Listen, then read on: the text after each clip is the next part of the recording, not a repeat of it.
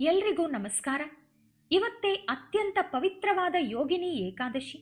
ನಾವು ತಿಳಿಯದೆ ಮಾಡಿರೋ ಪಾಪಗಳು, ಕರ್ಮ ದೋಷಗಳು ಹಾಗೂ ಹಣದ ಸಮಸ್ಯೆಗಳೆಲ್ಲ ದೂರವಾಗಿ ಅಖಂಡ ರಾಜಯೋಗ ನಮ್ಮದಾಗಬೇಕು ಅಂದ್ರೆ ಈ ಯೋಗಿನಿ ಏಕಾದಶಿಯ ದಿನ ವಿಷ್ಣು ಮತ್ತು ಲಕ್ಷ್ಮೀ ದೇವಿಯನ್ನ ಪೂಜಿಸಿ ಅಷ್ಟೈಶ್ವರ್ಯಗಳನ್ನ ಸುಲಭವಾಗಿ ಪಡ್ಕೋಬಹುದು. ಈ ನಿಜ ಜ್ಯೇಷ್ಠ ಮಾಸದಲ್ಲಿ ಶುಕ್ರವಾರದ ದಿನವೇ ಏಕಾದಶಿ ಬಂದಿರೋದು ತುಂಬಾ ವಿಶೇಷ.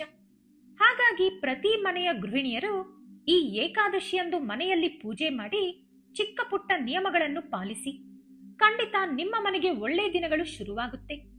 ಈ ಯೋಗಿನಿ ಏಕಾದಶಿಯ ಪೂಜಾ ವಿಧಾನ ಮತ್ತು ಪಾಲಿಸಬೇಕಾದ ನಿಯಮಗಳೇನು ಅನ್ನೋದನ್ನ ಈ ವಿಡಿಯೋದಲ್ಲಿ ತಿಳಿಯೋಣ. ಅದಕ್ಕೂ ಮುನ್ನ ಈ ವಿಡಿಯೋಗೊಂದು ಲೈಕ್ ಮಾಡಿ ನಮ್ಮ ಚಾನೆಲ್ ಅನ್ನು ಸಬ್ಸ್ಕ್ರೈಬ್ ಮಾಡ್ಕೊಳ್ಳಿ. ಹಾಗೆ ಕಮೆಂಟ್ ಬಾಕ್ಸ್ ನಲ್ಲಿ ಭಕ್ತಿಯಿಂದ ಓಂ ನಮೋ ಭಗವತೆ ವಾಸುದೇವಾಯ ಅಂತ ಬರೆಯಿರಿ. ಇವತ್ತು ಬಂದಿರೋ ಏಕಾದಶಿ ತುಂಬಾ ಪವರ್ಫುಲ್.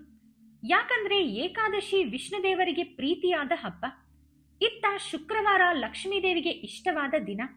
ಹಾಗಾಗಿ ಈ ದಿನ ವೆಂಕಟೇಶ್ವರ ಸ್ವಾಮಿ ಮತ್ತು ಲಕ್ಷ್ಮೀ ದೇವಿಯನ್ನ ಜೊತೆಯಾಗಿ ಪೂಜಿಸಿದ್ರೆ ನೀವು ಅನುಭವಿಸುತ್ತಿರೋ ಕಷ್ಟಗಳೆಲ್ಲ ತಕ್ಷಣ ದೂರವಾಗಿ ಅಂದುಕೊಂಡಿದ್ದೆಲ್ಲ ಬೇಗ ನೆರವೇರುತ್ತೆ.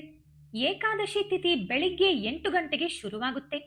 ಹಾಗಾಗಿ ಬೆಳಿಗ್ಗೆ 12 ಗಂಟೆಯ ಒಳಗಾಗಿ ಮನೆಯಲ್ಲಿ ದೀಪಾರಾಧನೆ ಮಾಡಿಕೊಳ್ಳಿ.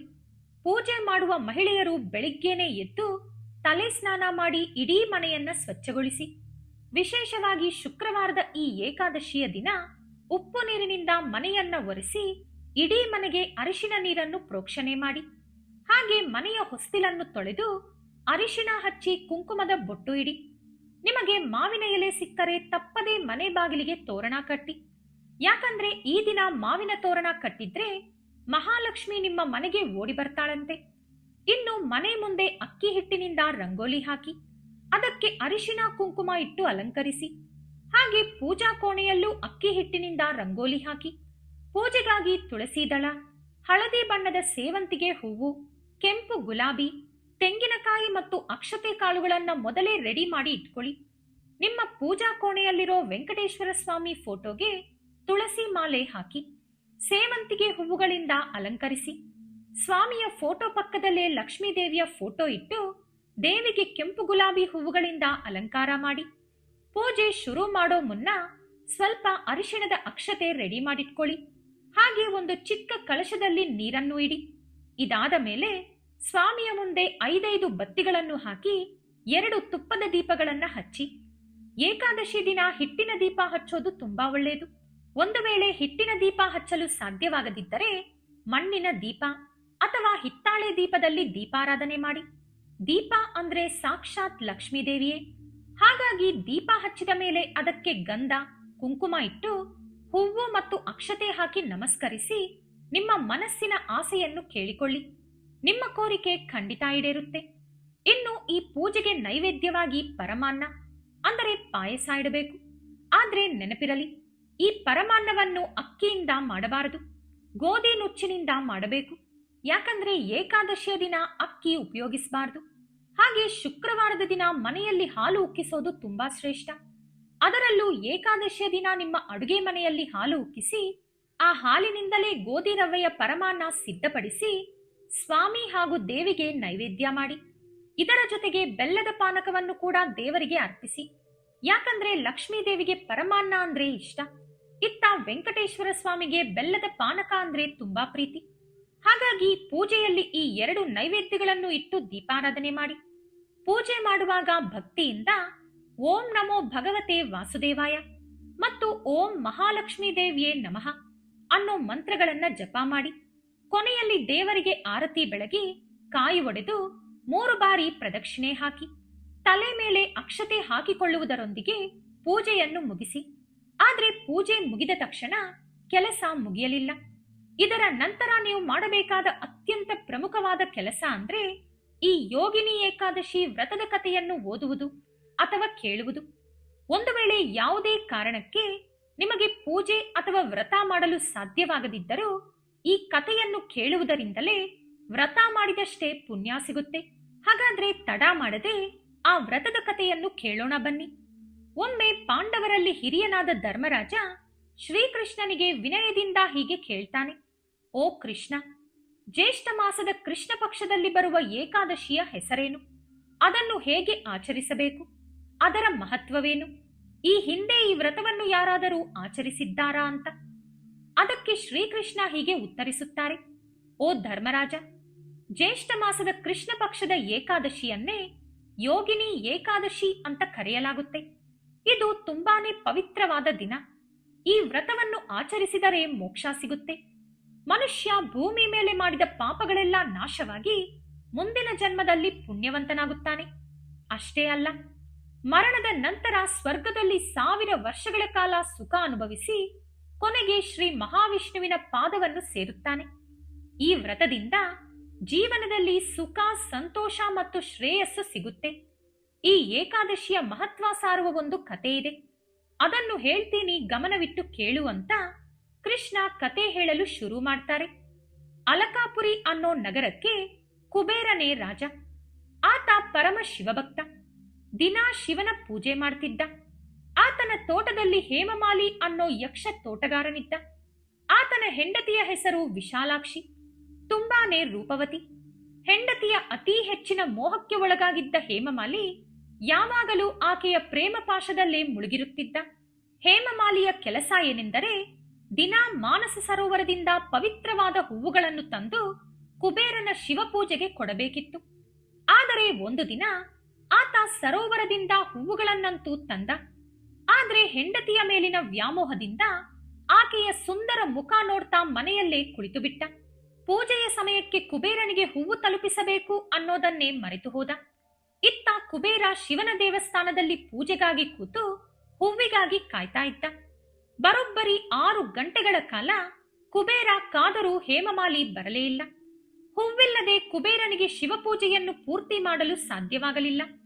ಪೂಜೆಯ ಮುಹೂರ್ತ ಮೀರಿ ಹೋಗಿದ್ದರಿಂದ ಕುಬೇರನಿಗೆ ಸಿಕ್ಕಾಪಟ್ಟೆ ಕೋಪ ಬಂತು. ತಕ್ಷಣ ತನ್ನ ಸೇವಕರನ್ನು ಕರೆದು ಹೇಮಮಾಲಿ ಯಾಕೆ ಬಂದಿಲ್ಲ ಅಂತ ನೋಡ್ಕೊಂಡು ಬರೋಕೆ ಹೇಳಿದ.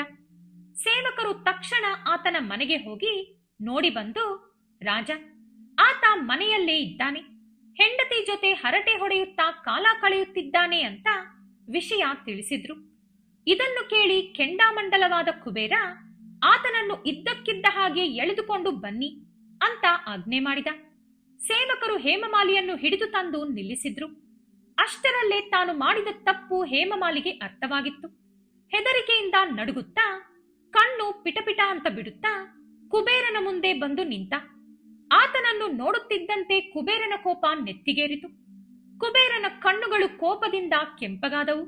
ಹಲ್ಲು ಕಡಿಯುತ್ತಾ ಹೇಮಮಾಲಿಯ ಮೇಲೆ ಗರ್ಜಿಸಿದ.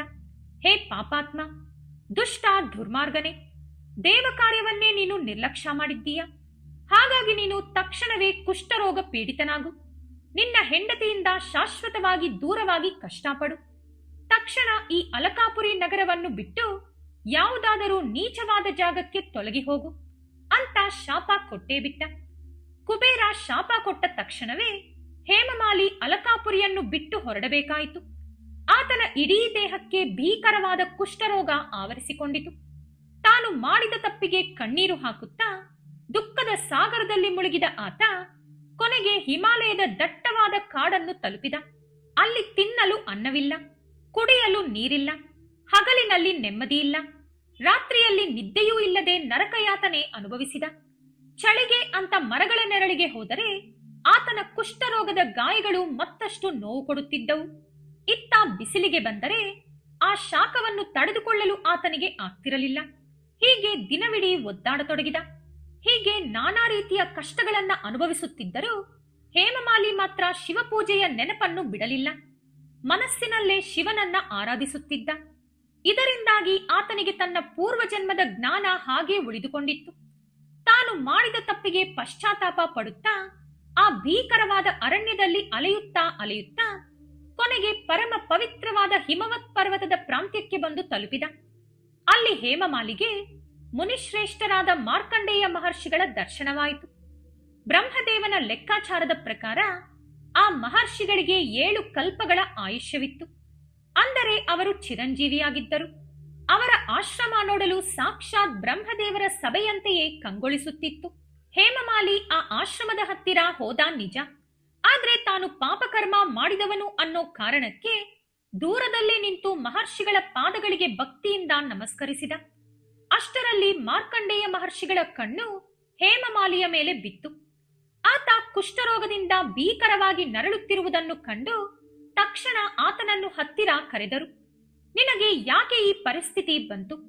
ನೀನು ಮಾಡಿದ ಯಾವ ಪಾಪಕರ್ಮದಿಂದ ನಿನಗೆ ಈ ಭೀಕರ ರೋಗ ಬಂದಿದೆ ಅಂತ ಪ್ರೀತಿಯಿಂದಲೇ ಪ್ರಶ್ನಿಸಿದರು. ಮಹರ್ಷಿಗಳ ಆ ಪ್ರಶ್ನೆಗೆ ಹೇಮಮಾಲಿ ಏನು ಉತ್ತರ ಕೊಟ್ಟ ಗೊತ್ತಾ? ಹೇಮಮಾಲಿ ಮುನಿಗಳ ಮುಂದೆ ಕೈ ಮುಗಿದು, ಮಹಾತ್ಮ, ನಾನು ಯಕ್ಷರಾಜನಾದ ಕುಬೇರನ ಬಳಿ ಕೆಲಸ ಮಾಡುತ್ತಿದ್ದ ಸೇವಕ. ನನ್ನ ಹೆಸರು ಹೇಮಮಾಲಿ. ದಿನ ಮಾನಸ ಸರೋವರದಿಂದ ಹೂವುಗಳನ್ನು ತಂದು ಕುಬೇರನ ಶಿವಪೂಜೆಗೆ ಕೊಡುವುದು ನನ್ನ ಕೆಲಸವಾಗಿತ್ತು. ಆದರೆ ಒಂದು ದಿನ ಹೆಂಡತಿಯ ಮೇಲಿನ ಅತಿಯಾದ ವ್ಯಾಮೋಹದಿಂದಾಗಿ ಸಮಯಕ್ಕೆ ಸರಿಯಾಗಿ ಹೂವುಗಳನ್ನು ಕೊಡಲು ಸಾಧ್ಯವಾಗಲಿಲ್ಲ.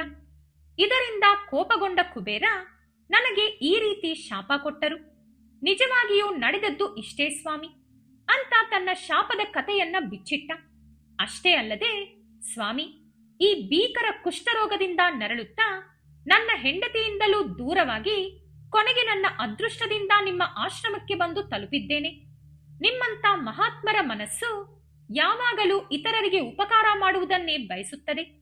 ನಾನು ತಪ್ಪು ಮಾಡಿರುವುದು ನಿಜ, ಆದರೆ ಈ ಪಾಪಿಯನ್ನು ಹೇಗಾದರೂ ಮಾಡಿ ರಕ್ಷಿಸಿ, ನನಗೆ ಮುಕ್ತಿ ಕೊಡಿ ಎಂದು ಕಣ್ಣೀರಿಡುತ್ತಾ ಪ್ರಾರ್ಥಿಸಿದ.